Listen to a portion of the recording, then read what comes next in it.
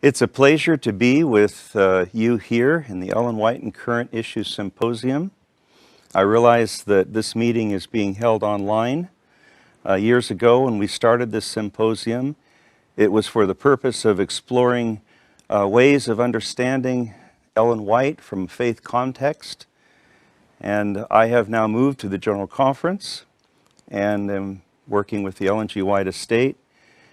And I feel great privilege today to be able to meet with my friend, former boss, and to a real degree a mentor in my experience, Elder Jim Nix, who is now retired.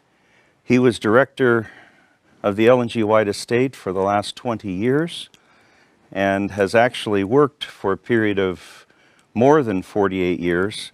If you take his actual time, it's a little over 49 years in the area of Ellen White and Adventist history.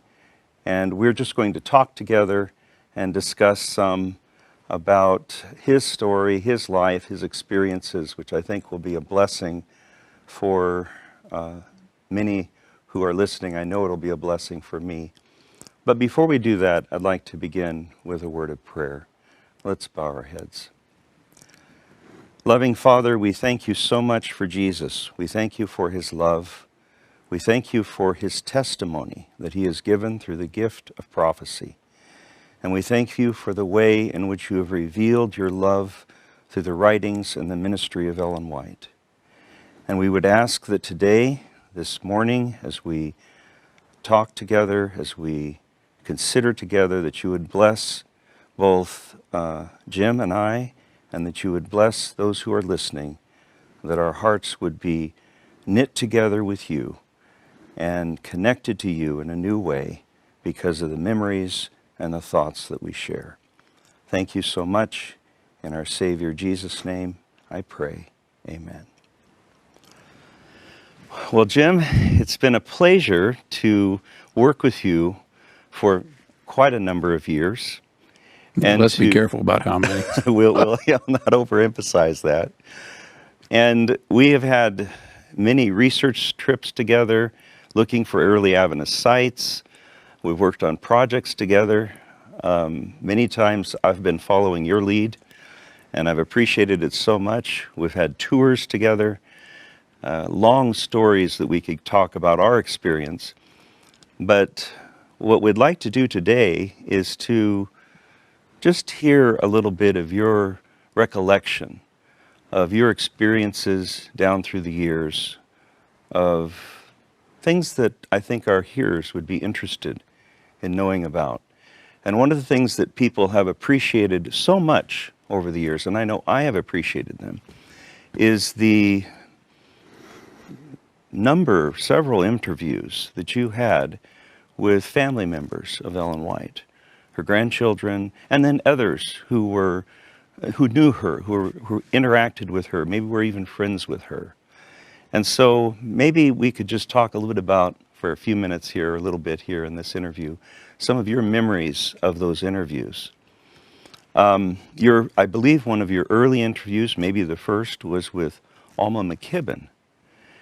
Could you just talk a little bit about that story of how that happened? Let me tell you about how it happened. I was a student at what was then La Sierra College in Riverside, California, and we had a week of prayer speaker, Dr. Lewis or Pastor Lewis Venden. And in the course of one of his talks, he mentioned that he was pastor of the Mountain View, California church, which is where the Pacific Press was in those days. And he said on Sabbath, there was an elderly lady that was a member of his congregation. On Sabbath, as he was preaching, she would sit in the congregation going like this. And once in a while, she'd go like this. And he said he knew when she went like this that he had made some kind of a theological blunder, and it would serve him well to have a pastoral visit with her. I don't remember exact wording, but to go see her that following week to find out how he had goofed in his theology that he had been preaching. And then in passing, he said, and she knew Ellen White and Jane Loughborough and S.N. Haskell. He may have mentioned a few others. I don't remember. Those are the names I recall after all these years. I mean, this was about 1966 or 67. Mm-hmm. And so I don't know why, growing up in California, I was born in and raised in California, it never had dawned on me that now 52 years after Ellen White's death, there would still be elderly people around that I could go talk to that remembered her. And so I decided I better go, I need to go see these people and meet them and see what they could tell me. Because I was interested in history. I was a theology major and history major, double major in college. So I remember going up to Pastor Venden. I happened to see him in the dining hall, or the commons, they called it. And he was standing over to one side. So I asked him if he had her address, if he could tell me where she lived in Mountain View. And right off the top of his head, he gave me the address. And I thought, he's been there a few times. Now, that was my irreverent sense of humor. But anyway, so I decided the next break I'd go see her, which I did. Now, to give you just a little insight into my own personality, because I'm really quite shy.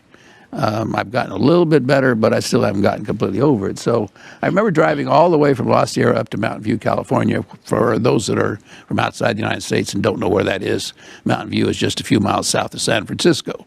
And maybe you've heard of that city. So I drove up there, had the address, found the place, no problem. And I remember pulling up in front of her house. And then the shyness kicked in, and I thought, I could just walk up on this lady. I don't have an appointment. I can just knock on the door and say I want to go in. So I remember driving around the block a couple of times, trying to get over my shyness. And finally, I thought to myself, now she's 95 or 96. I've forgotten now how old she was at the time. What is she going to do to me? You know, I'm about 20 years old at the time. So I'm going to go try knocking on the door. So I go up there on the porch, and here's a sign on the door that said, Mrs. McKibben is suffering from a voice condition. Please limit your visits to, I think it was 15 minutes. It may have been 10 minutes, but anyway, very short. And I thought, well, if she knows anything and has any stories to tell, it's going to take longer than that. So I'm going to go on up to Pacific Union College, where I was going to go see my aunt and uncle and cousins. And that was the next stop on my trip. And there was this little elderly hand. Right, you need to know that there was a door, the front porch, and a door, and right to the right was a large window with Venetian blinds. And between the Venetian blinds came this little hand motioning me to come in. And so I was caught. You know, I had to go in. So I went in, quite nervous, told her what I wanted. She, being a retired teacher, school teacher, actually was the first Adventist, full-time Adventist church school teacher in California. So she had a lot of experience. Anyway, I go in and tell her what I want. Oh, she was so gracious. And she began sharing her recollections of Ellen White. After we had talked for, I don't know, maybe a half an hour or longer, I said, you know, Mrs. McKibben, what I really wanted to do was I wanted to make a tape recording of you telling these stories. Would you mind? Oh, no, that would be fine. I'd be glad to do that. So I go out to the car, out to the truck, get one of these great big, you know, I mean, if you're my age, you know what they look like. These big reel-to-reel tape recorders, and hauled it in, set it up, and she began to tell me the same stories a second time that she told the first time. And I was just enthralled as I listened to her talking about her recollections of Ellen White. So that's how I got started. And then from there, just to kind of tease that line out a little bit further, from there I did go on up to see my relatives that lived up near Pacific Union College. And I wanted there to meet Mrs. Schock, who was Ellen White's youngest granddaughter. And I had read in the Pacific Union Recorder that she and her husband had just come to Elmshaven, Ellen White's last home in Northern California there. So she's living there now with her husband. And they are the new docents, or the guides, to take visitors through Elmshaven. So I went up and talked to her for a little bit, and after we'd visited a few minutes, for any that have been there, she was living in the apartment that was in the tank house. Excuse me, not the tank house, the office building behind. She and her husband were in an apartment there. And after a little bit, she said, "You don't want to talk to me. You want to talk to my mother." I said, "What?" "Your mother, Willie White's second wife." His first wife had died of tuberculosis in 1890. And this is now 1967, I think it was. So she said, yes, she's in a room up on the top floor of the original part of the St. Helena Sanitarium.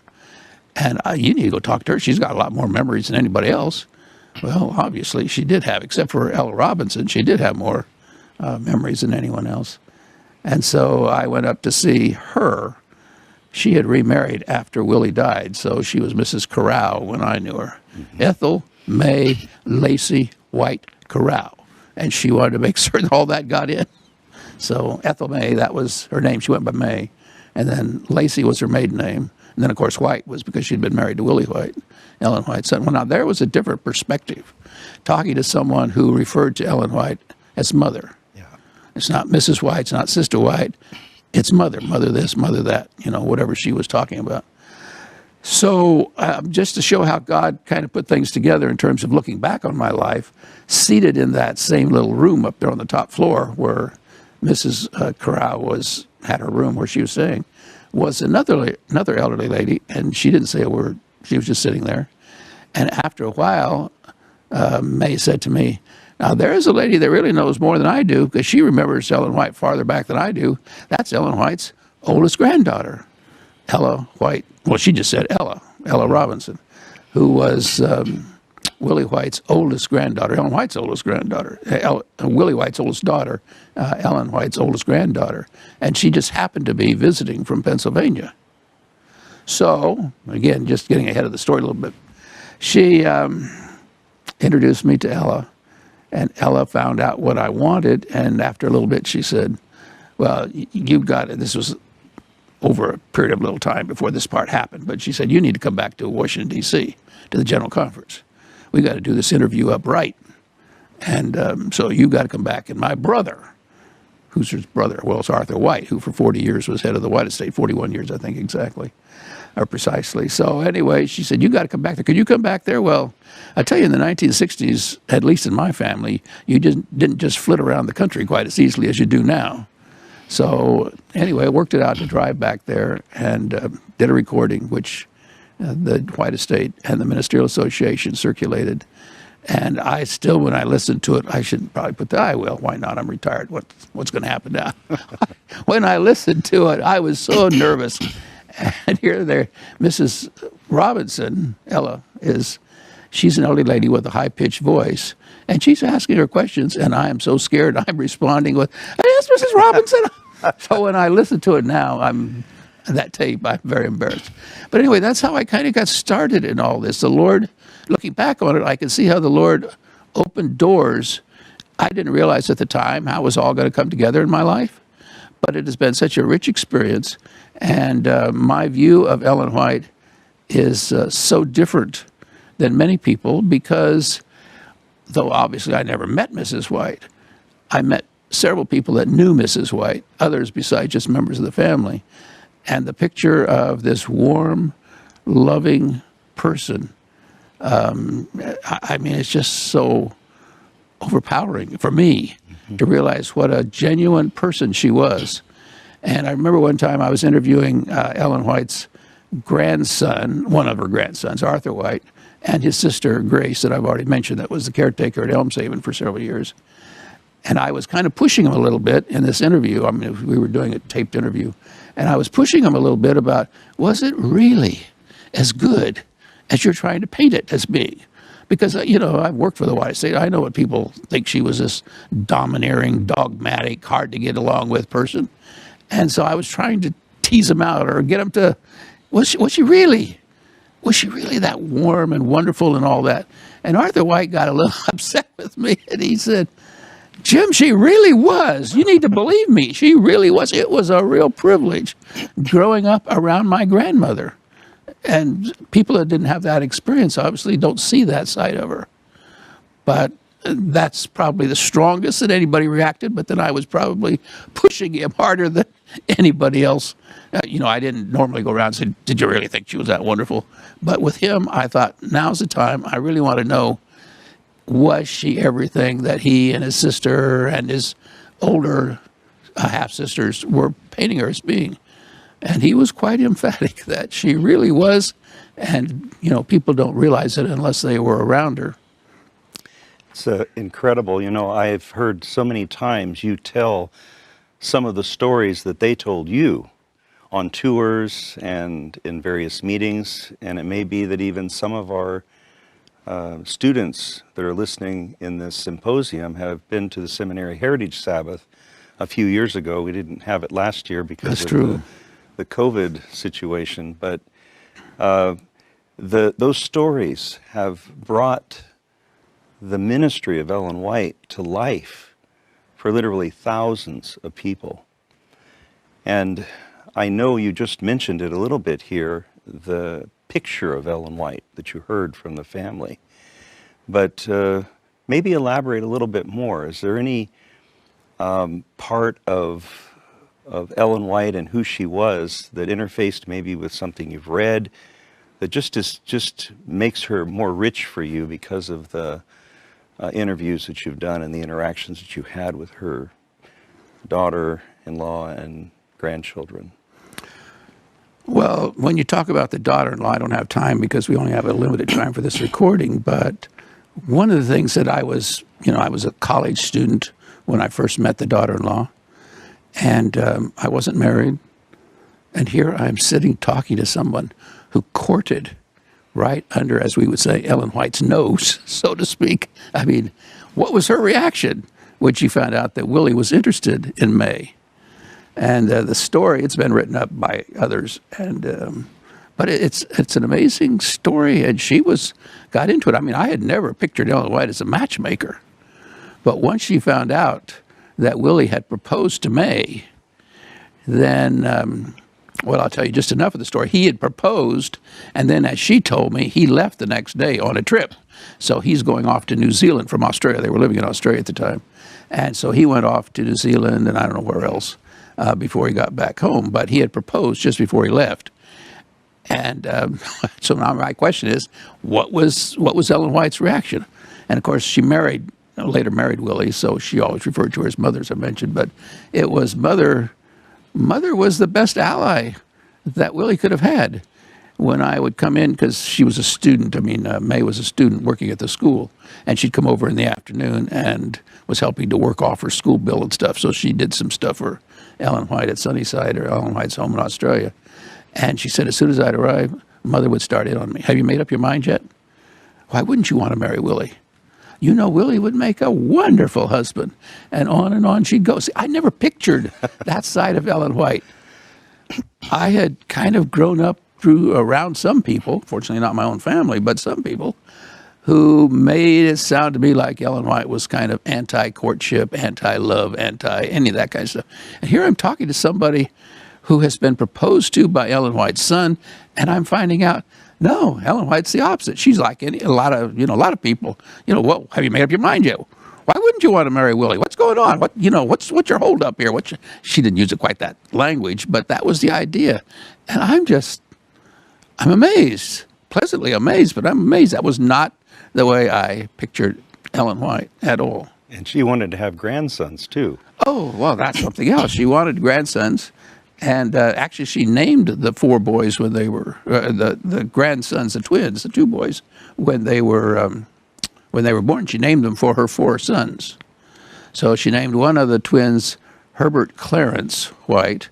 Herbert, of course, took care of little John Herbert, the youngest, and Clarence was the father's middle name, William Clarence White. And the other one she named James Henry White. James, of course, took care of the father. Ellen White's husband, right. And James Edson, son number 2, and Henry was son number 1, Henry Nichols White, the oldest.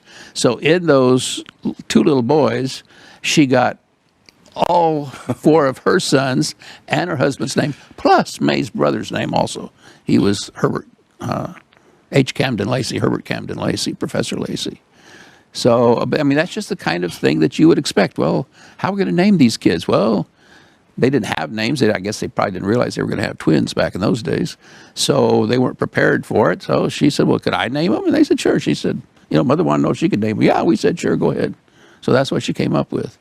And she apparently was a very warm and loving grandmother. She bought them a little wagon. They would play around the Elmshaven there, hauling their little wagon and going out to dig stuff in the garden, etc., and put it in their wagon and haul it back for Grandma and this kind of thing. I mean, she's just a typical grandma as far as they were growing up around her.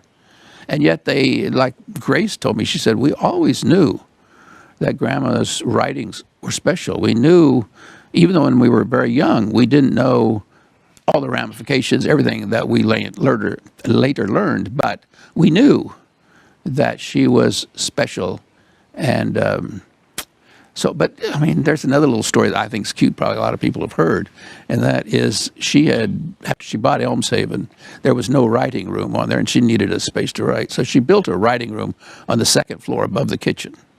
And there was a little back stairway that went up into the writing room. Now, she, being busy, could not just be interrupted all the time. And people would come and they would want an interview with Ellen White. And unless you had an appointment, just don't count on it. You didn't get in. I mean, she could not just be interrupted all the time.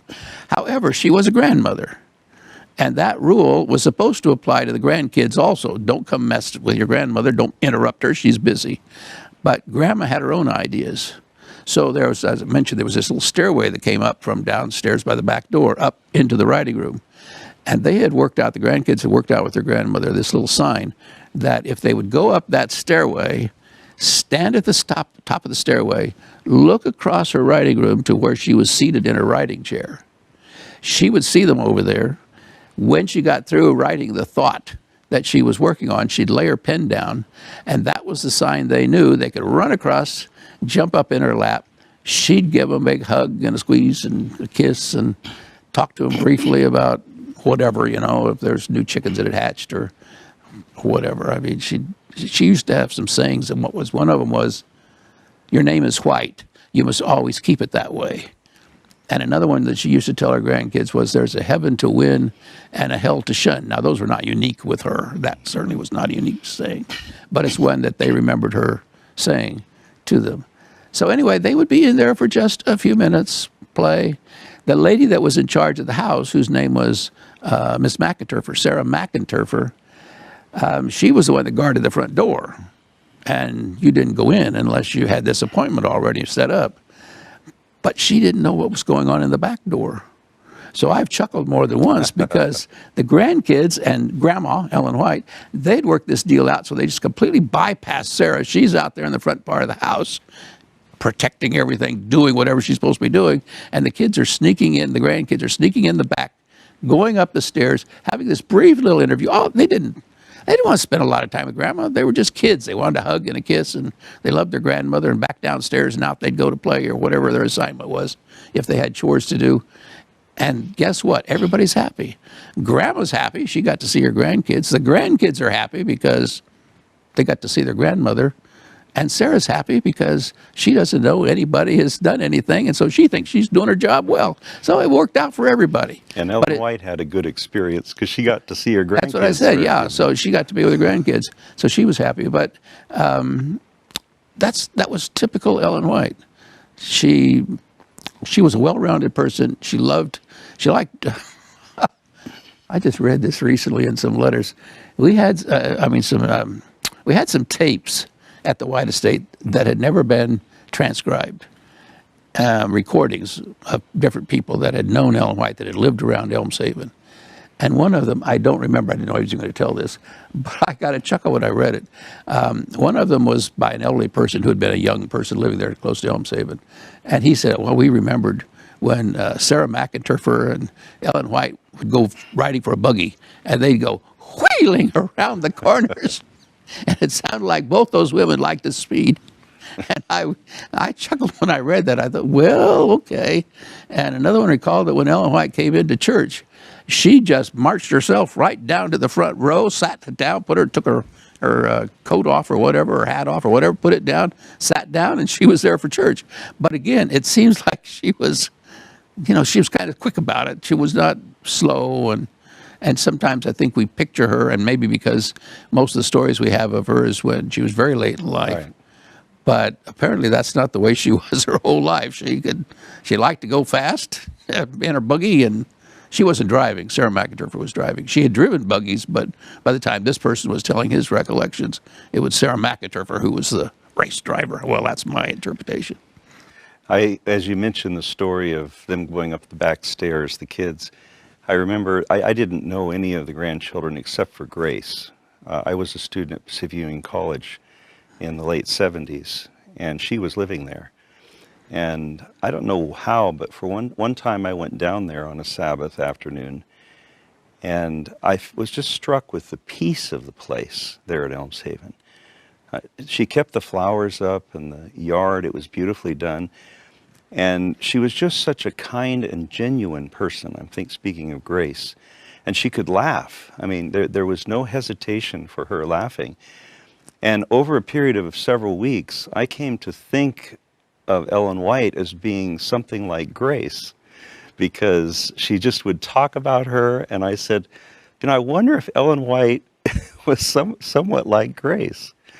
Now, you see, I've had the same question about Grace's her older half-sister, Mabel Workman. That's who I think about. If you wanted to get me to think about how Ellen White looked, how she reacted to things, it's Mabel. Mabel was built, her body structure was very much like the pictures of Ellen White, much more so than Grace even. She had a laugh. If you got Mabel laughing, you know these kind of people where they have a deep, I call it a belly roll, I don't know, but it kind of gets going down here, and it kind of rolls up and out it comes, you know. And that was Mabel. And everybody loved Aunt Mabel in the family. There's hardly anybody left alive that remembers Aunt Mabel now. She died about 1985 or 6, somewhere there, I think. Anyway, but that's what I remember. That's why I picture Ellen White, is I think of Mabel because of her this warm laugh, and just a loving person. And that Ellen White was so practical and reasonable. One thing that I've thought of over and over, I wish I could have recorded some of my talks with her, because I don't remember much of what we talked about. I went down for a number of weeks there. But I remember one time when I was down, she actually put me to work. I'd come down on Sunday sometimes, and I'd be working. Good for her. That's a white trait also. I'd be working in the garden with her, but then she'd talk with me. But I remember there was a family that came down, and the kids were not very well disciplined. Actually, this was on Sabbath, not on when I was working with her, but it was another Sabbath. And the kids were just running around. It was Sabbath afternoon. And the parents thought this was kind of like a sacred place, and they didn't want the kids to be running, and so they said, don't run, don't run. And I vividly remember Grace saying, oh, it's all right, don't worry about it. You know, I remember when I was a little girl, and I would run around on Sabbath, and we would sometimes go on a walk, and we would run ahead, and my mother was so concerned that we were always not, doing the right thing and staying close enough. And she says, I remember I overheard Grandma telling Mother one time when we were running ahead, now May, don't tell the children not to run, because children are going to run. Tell them something they can do, like don't get too far ahead, or don't get off the path, or something like that. And so these practical things. Well, see, that fits in with what, I've forgotten which of the grandchildren, but one of them I was talking to one time, it may have been Ella or Grace, I don't remember, whichever one it was, but the point I'm going to make is the story that they told was, the question was, who did the disciplining, how rigid was it? And the answer was, we didn't have very many don'ts in the White family. And then there was the chuckle, the invariable chuckle. That's because we had so many do's. We were always doing things. As Grace told me once, we worked together as a family. We played together and we worked together. Or we worked together, I think she said first, and then played together. It was a family thing. So everybody would get up in the morning, go out in the garden, and then later play. You know, Ellen White gave land when she bought Elms Haven. She gave some property so that her boys, her grandsons, not really her boys, but her grandsons, could have a ball diamond. She was not against playing ball. She was against competition, but she was not against the simple playing of ball ball games. She also had a little piece of land where they built a playhouse for Grace. And Grace, who had these brothers, she was the only girl in the second family. Willie White had 2 daughters by his first marriage, and then his first wife died, and then he got remarried, and now he has 1 daughter and these 4 sons. And Grace told me, the brothers, they knew they were not to come into her house, except if, I mean her little playhouse, except if she gave them permission. She was queen of that. She didn't say I'm queen, but that's the way it came across. I'm queen of this place, and when I give you permission, you can come in. However, others in the family told me everybody idolized Grace. I mean, they just doted over her. They loved her. She was a very warm person, as you know. You met her.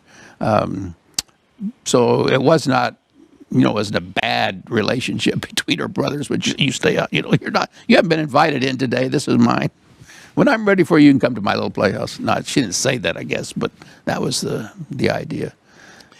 You know, Arthur White was director of the White Estate for longer than anyone else. 41 years. And you have had many years as director of the White Estate, and I'm brand new at the work.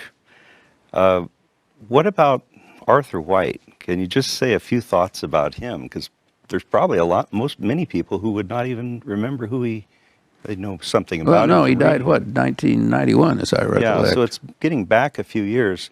How about some of just a memory or two about Arthur White? To be honest with you, I was not around Arthur White as much as some of these others. First place, you have to realize that Arthur White was Arthur White. I mean, he had presence, at least for me, when I was in a room and he walked in, you know, if there was some meeting going on and he came in, you knew that Arthur White had arrived. It wasn't that but he had presence. There's no question that he had presence. But I've also seen, you know, I wouldn't be working for the White Estate today if it weren't for Arthur White, because there were some accusations made against me that were not true, and he knew they were not true, and he stuck up for me in a committee. So I'm not probably the best person to be totally objective about Arthur White, because if somebody has stuck up for you when you're a young person, this was long before I started working for the White Estate. Yeah. I was working at Loma Linda at the time, before I started for the White Estate. You know, you're going to be somewhat skewed in whatever our objective you can be in a case like that. But Arthur White was, he had a long experience. He had grown up around his father, Willie White, who of course was the son of James and Ellen White. And so he had all these memories, and what he hadn't lived through, he had studied and read. So now Arthur White is the one that carries on that legacy. He had very few memories of Ellen White. In fact, when I was doing these interviews with his siblings and asked him about his memories, he said, Jim, I really have very few memories. He was about 7 when his 8, maybe, I guess he was 8, somewhere in there, 7 or 8, when Ellen White died. He said, my main memories are of the funeral, which makes sense because she was around all the time. And so you don't really think much about the common. Mm-hmm. And then there's a funeral, and now everything is upset and changed. And, you know, it's a whole different, for the time of the funeral, it's a whole different program than what you normally have had.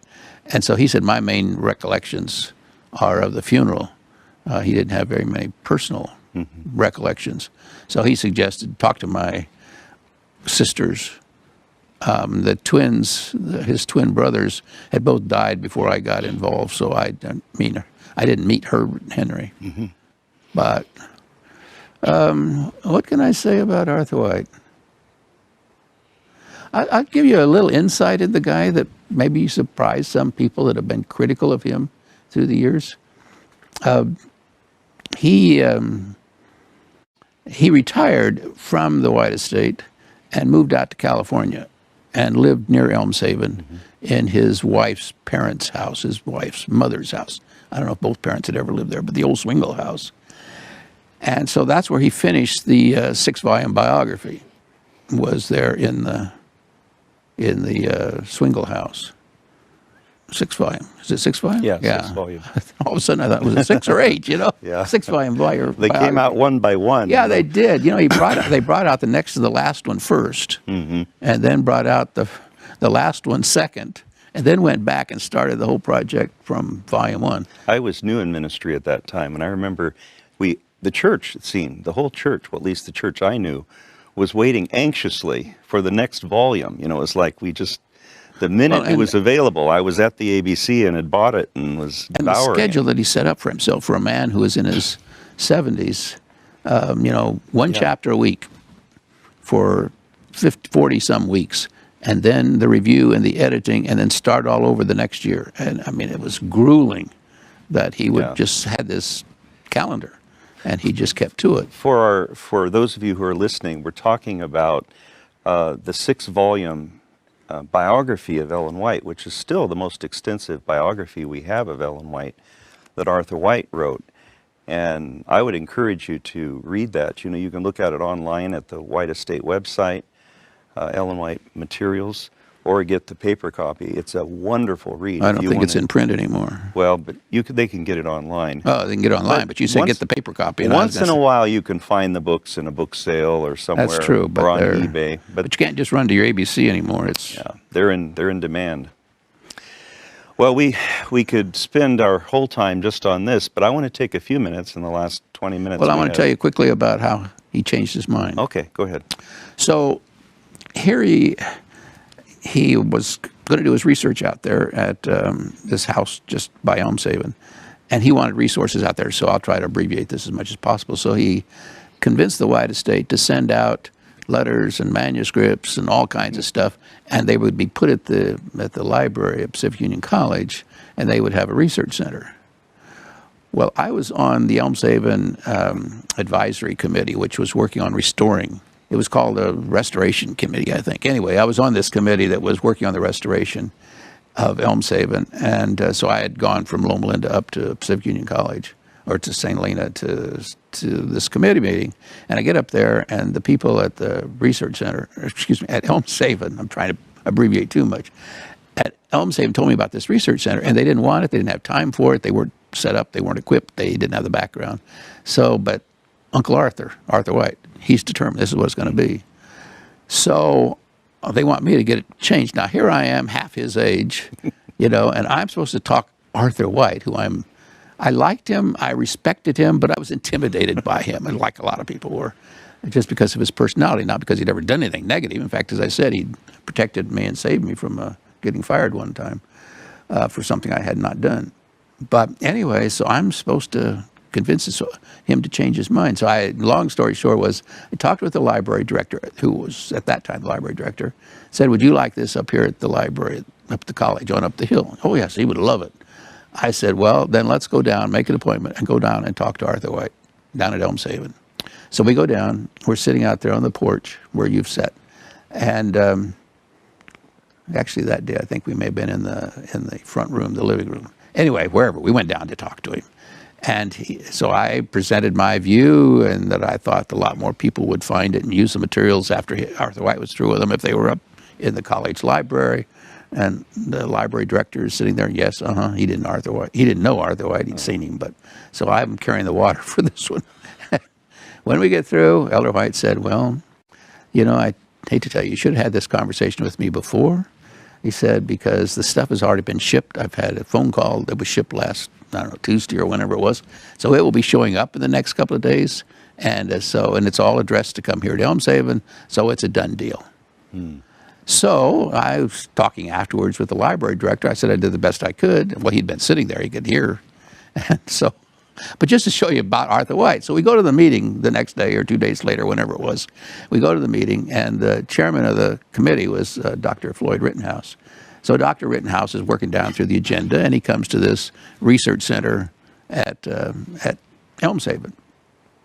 And he said, now this is Arthur White's, this is his item.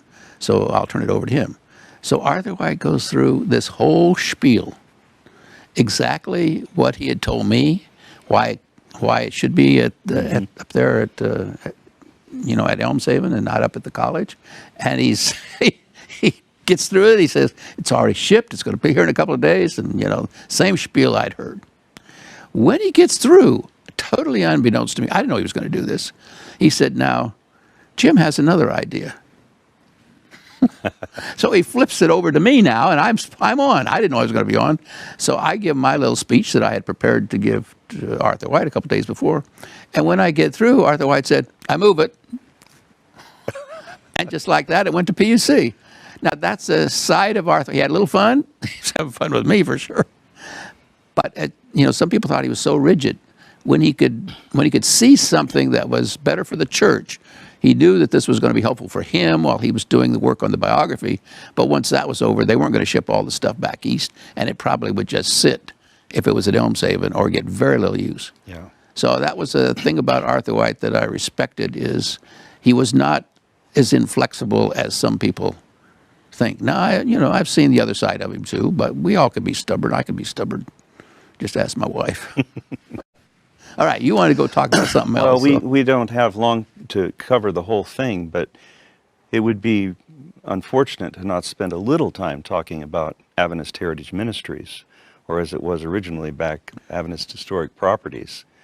I would just want to take a few minutes for you to talk about that organization. I know our students at Andrews, graduate students, have either been to the village in Battle Creek, or I hope when there is a seminary heritage Sabbath each fall at the beginning of the year, that they will be able to come and go to that. And I know you went to every one of those seminary heritage Sabbaths up through your retirement. Yep. I've been to all of them so far. And so one of those places... But of course we missed the last two, I guess, or one. Yeah, because of this COVID problem. But I hope that it will start again soon, this next fall maybe. Or if things are possible, we'll have to see what happens. But so the students have some connection with Adventist Heritage Ministries. Talk a little bit about that. I don't know what you can share in a brief way. Maybe something about how important this was and how God led in its beginning and how He's used it maybe over the years. Just what comes to your mind on this? Well, obviously a flood of things comes to mind because I've been with it from the beginning. Right. As far as how it came to be, there was a friend of mine who's now deceased, but there was a friend of mine. Well, he wasn't a friend at the time because I never met the man. But I received a phone call one day while I was working at Loma Linda, and it went something like this. My name is Duff Stoltz, and I've been told that you're the only person that could help me. And so I'd like to talk with you. Well, if you get a phone call from somebody you've never met who said, you're the only person that can help me, you're curious, you got my curiosity. And I said, well, what's that? What's going on? And he said, well, the Deacon John White house, James White's parents' house, which is right across the street from James and Ellen White's house, it's going to be torn down next week. The city of Battle Creek is going to destroy it because it's in such terrible shape. And I'm trying to raise the money to save that house. And I had gone to Battle Creek. I think the first time I was there was in 1960 as a teenager. And I know the next time I came back a few years later, several of the houses that I had seen on the tour in 1960 were not there anymore. This was before I was doing New England tours. I guess I'd done one maybe. But I wasn't aware of what was happening so much with the New England sites. But I did know that some of the sites were gone in Battle Creek. And I thought, we've got to protect a little bit of our history. But what do I know? I know nothing about this. I don't have a clue how to do it. And so what can I do? I can't do anything. I'm out in California, and this stuff's all in Michigan or in New England. But the Lord has ways of bringing people around that can help you when you don't know. Duff and I used to laugh sometimes and say, we were long on enthusiasm but short on knowledge. We both were gung-ho that we needed to protect these things. Neither one of us had a clue what to do. But God brought along people, and so we have the organization we have today where we own not just the 3 blocks in the village, but the Miller Farm and the Hiram Edson Farm, both in New York State, and Joseph Bates' boyhood home in Massachusetts. And, we don't have time to go into some of the stories, but to talk about the impact, I don't know how much time we really have, but I wish I could tell you about some of the impact. I remember on a tour that I was leading, I don't think this is one you were on, because we've led tours together, and I don't think this happened on a tour where you and I were leading it together. But it was a pastor's tour, and there was this elderly minister who was, elderly, he's younger than I am now. He looked elderly to me at that time. Anyway, he was retiring, and this was about his last thing before he retired. And I'll never forget him sitting there in the in the Miller Chapel at the end of the tour, just as we were having the communion service. And with tears, he would say, if only I could have gone on this tour years ago, it would have made such a difference in my ministry. And I've seen young people, their lives change, college students, because I've been privileged to lead some tours for college students. And I've seen, there was one big fellow, he was physically large, and he broke down and just started weeping and praising the Lord that you've shown me that Ellen White was your prophet and this is your true church. He wasn't even an Adventist, but he was going to that particular school. I don't want to get too close because I don't know, he may see this someday. I don't know what he's doing now. I think he went into the ministry. So anyway, I've seen some miraculous stories like that, things that have happened that you can't just say, oh, these are historic old buildings. In fact, I've told people through the years, if you just want to restore an old building, go join your local historical society, because every historical society, almost in every community, is trying to preserve the oldest house in the city or the oldest church or the oldest something. So go join your historical society if you just want to restore buildings. But if you want to build faith, join us in our mission of trying to preserve the story of God's leading in the beginning of the Seventh-day Adventist Church. It's an incredible story, and as I see it, these historic sites, all they do is they help the story come alive, because you have now a physical object in addition to hearing the story about the man, the woman, the boys, the girls, whoever lived at that site, or whatever the story is that you're telling about for that particular site. So to me, it's an incredible opportunity to share in a tangible way the story of God's leading in the beginning of the Seventh-day Adventist Church. Yeah, there's no question about it. And it becomes more important, and it supports the message. It's like the story and the message hang together. And when you can bring them together, it just makes the power even more incredible. Well, I've started a lot of things in my career, I will admit, but Seminary Sabbath was not one of them. That credit for that goes to somebody else. But they're important because, and I'm glad the seminary does Seminary Sabbath every year up until the COVID thing hit, because the idea behind it is that when you're first starting your seminary education, you come there and you find out again, if you never knew before, you begin to find out, or you get reminded of the beginning of God's leading in this church. It's a prophetic movement. We're not just like the church down the street, the next church, as good as they may be, but they don't have what this church is privileged to have.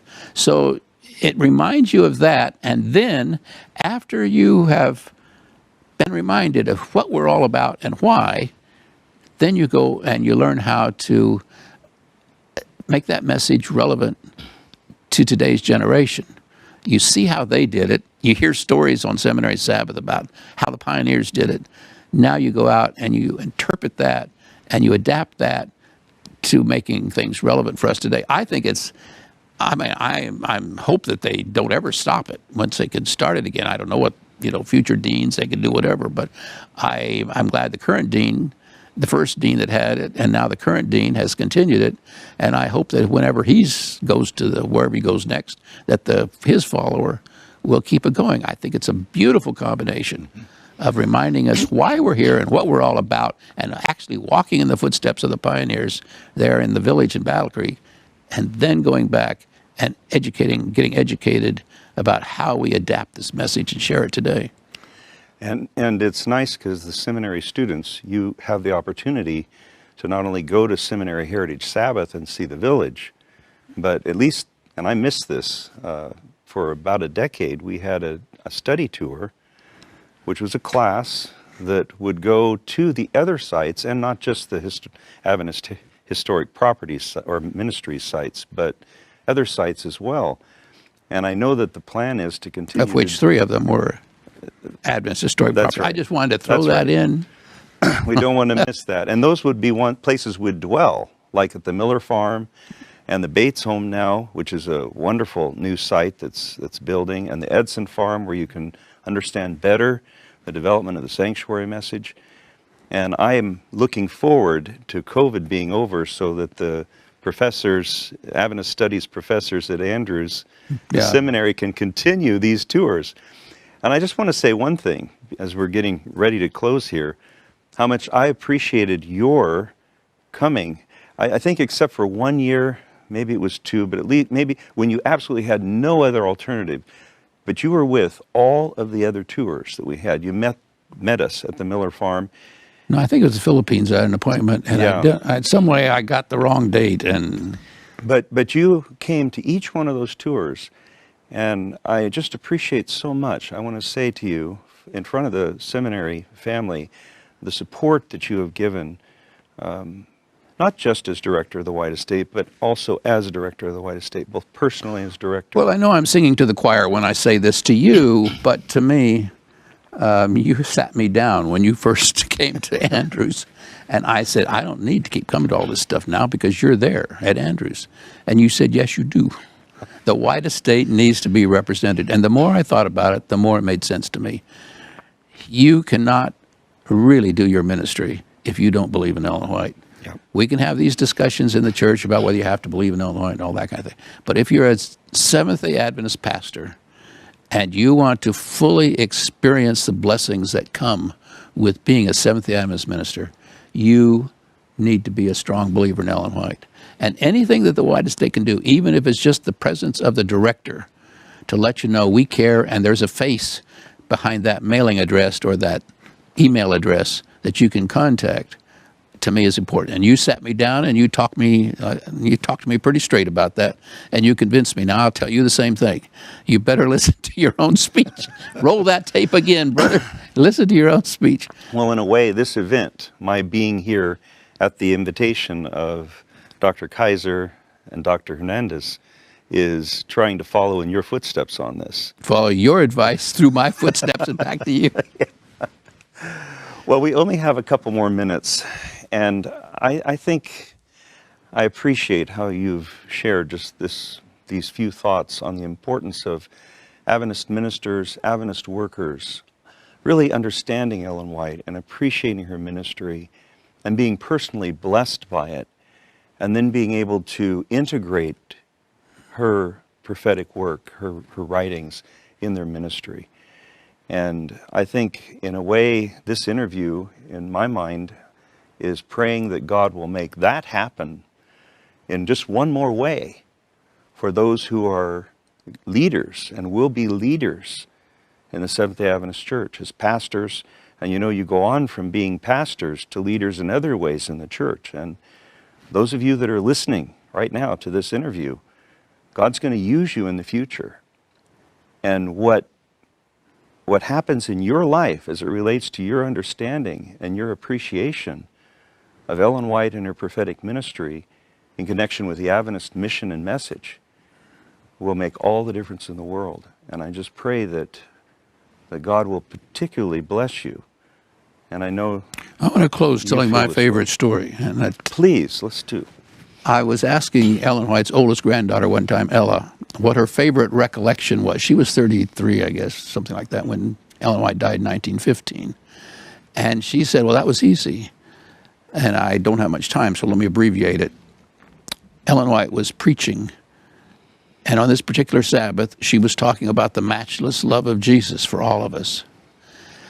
And right in the middle of the sermon, Ella said her grandmother stopped. And she said she looked up as if she were looking right into the face of Jesus in heaven. And she said, oh, Jesus, how I love you. How I love you. How I love you. Yeah. That summarizes for me Ellen White's life. And that also, for Ella, was her favorite memory. Yeah. Oh, Jesus, how I love you. How I love you. How I love you. What a legacy we have to share. Amen. Jim, would you, I started with prayer. Would you have a little prayer for us as we close? Sure. Our Father in heaven, I want to thank you for the chance that we had these few minutes to reminisce about Ellen White and the impact that she's had on our church. I pray that you'll be with all those who may listen to this video interview. Bless them, guide and direct them, and help them in their future ministry. Thank you, Lord, for hearing our prayer and for giving us the privilege, the opportunity to work with you towards finishing the work so Jesus can return. I pray in Christ's name. Amen. Amen. I pray that God will bless you as you continue with this Ellen White Issue Symposium, and it's been a great privilege for Jim and I to be with you today. God bless.